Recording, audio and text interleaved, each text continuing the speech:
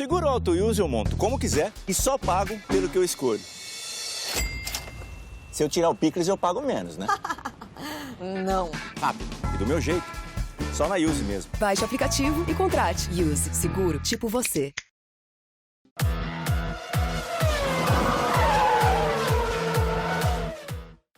Salve, salve!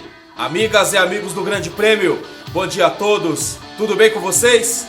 Eu sou Fernando Silva e falo diretamente de Sumaré, no GP às 10 desta manhã de terça-feira. Claro, ainda repercutindo um pouquinho do GP de Singapura, que foi uma corrida bem legal, um pouco abaixo do nível das outras 6 últimas corridas do calendário. Essas tiveram, na minha visão, um nível muito alto, um nível de excelência. O GP de Singapura foi um pouco menos, foi uma prova mais baseada em termos de estratégia, mas não deixou de ser uma prova interessante, embora morna nas primeiras voltas, mas da metade final, depois das paradas para troca de pneus, tornou-se uma corrida bem tática, né? Meio quase como um jogo de xadrez, mas eu gostei bastante, sim, eu gostei bastante da prova como um todo. Mas o que eu quero falar nesse GP às 10 de hoje é um pouco sobre uma incoerência que eu vejo na Fórmula 1 em 2019. A gente entende, analisando pela tabela do campeonato, que o jogo já está bem encaminhado, quase definido em favor do Lewis Hamilton em relação à luta pelo título.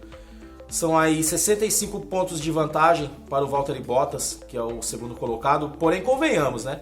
Bottas não vai ser nenhuma ameaça ao hexacampeonato do Lewis Hamilton. Considerando a ascensão incrível da Ferrari nesse segundo semestre, nesse período pós-férias da Fórmula 1, 3 vitórias em 3 corridas, 2 com Charles Leclerc e 1 com Sebastian Vettel, a gente entende que, na teoria, os pilotos da Ferrari são os que teriam mais condições de lutar com o Hamilton pelo título. Uma pena só que essa reação veio muito tarde.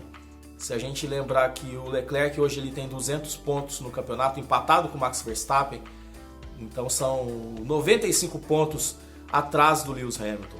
O Sebastian Vettel ele está ainda mais atrás, está ali perto do Leclerc. O Vettel está com 102 pontos de desvantagem para o Hamilton. Lembrando que faltam 6 corridas apenas para o fim do campeonato. Nesse meio tempo, vamos imaginar que para um dos 2 pilotos da Ferrari entrar na briga de fato pelo título, eles teriam que de repente encaixar 4, por exemplo, o Leclerc, que está numa condição melhor no campeonato. Ele teria de encaixar 4 vitórias em sequência e o Hamilton praticamente não somar ponto nenhum. Lembrando que dessas 15 corridas do campeonato, o Hamilton pontuou em todas.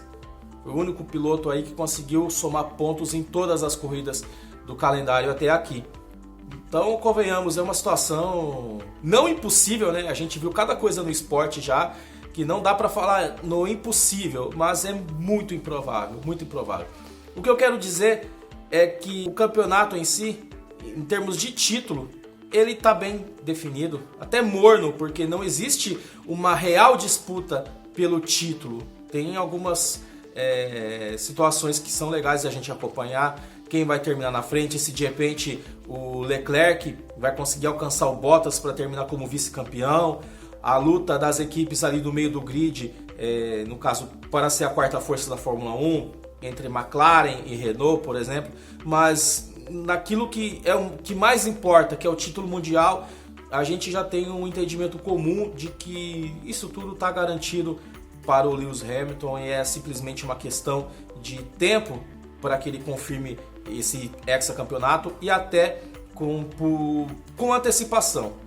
Então assim, é um campeonato, em termos de luta pelo título, um campeonato morno, mas com grandes corridas, com grandes histórias. É um contrassenso que a Fórmula 1 oferece aos fãs nessa temporada. E não é culpa da Mercedes, claro, a Mercedes foi muito competente em conseguir somar pontos, o Hamilton foi muito competente em somar pontos no momento em que a Ferrari estava em baixa, né? A Ferrari não conseguia se encontrar, a Ferrari só conseguiu encontrar o rumo mesmo para valer essa parte final da temporada, que incrivelmente nos últimos anos o Hamilton se mostrou mais forte, e nesse ano, pelo menos nesse segundo semestre, ele ainda não ganhou. Eu lembro que, por exemplo, em 2014, no ano passado, foi a época que ele arrancou de fato para o título, foi nessa época pós-férias da Fórmula 1. Esse ano tem sido um pouquinho diferente, mas pelo fato também de ele já ter uma larga vantagem em relação aos demais. Então assim, um campeonato em relação à luta pelo título bem morno, mas com grandes corridas. A gente, claro, descartando o GP da França, que foi um horror, um primor de horror, mas daí para frente foram excelentes corridas, né? O GP da Áustria, o GP da Alemanha, o GP da Hungria, o GP da Itália, o GP de Singapura, o próprio GP da Inglaterra antes, foi uma corrida muito boa. Singapura, como falei, foi um nível um pouquinho mais abaixo das demais, porém entregou grandes histórias. Essa redenção do Vettel voltando a vencer depois de quase 13 meses de jejum é uma grande história, uma das grandes histórias que a Fórmula 1 vem proporcionando.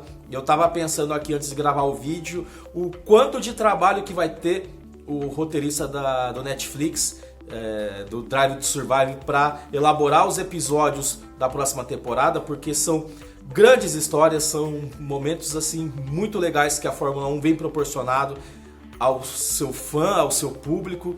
E quem estiver à frente da série no ano que vem, em termos de produção, de roteiro, tudo, colocar essas histórias em 10 episódios, eu não sei se vai ter 10 episódios como teve na primeira temporada, mas vai ser um grande desafio e vai ser um grande deleite para os fãs também. Então de certa forma é uma contradição, é uma incoerência entre um campeonato com corridas muito legais, muito empolgantes, com grandes histórias, mas o campeonato em si, em termos de luta pelo título, praticamente definido, morno. Você vê que esse quadro não vai mudar. Então a grande esperança para o fã e a torcida para o fã é que de repente em 2020 a Ferrari, mantendo essa condição ascendente, lutando para valer com a Mercedes, de repente a gente possa ter um campeonato, uma briga pelo título muito mais acirrada no ano que vem. Quem sabe, tomara que seja assim.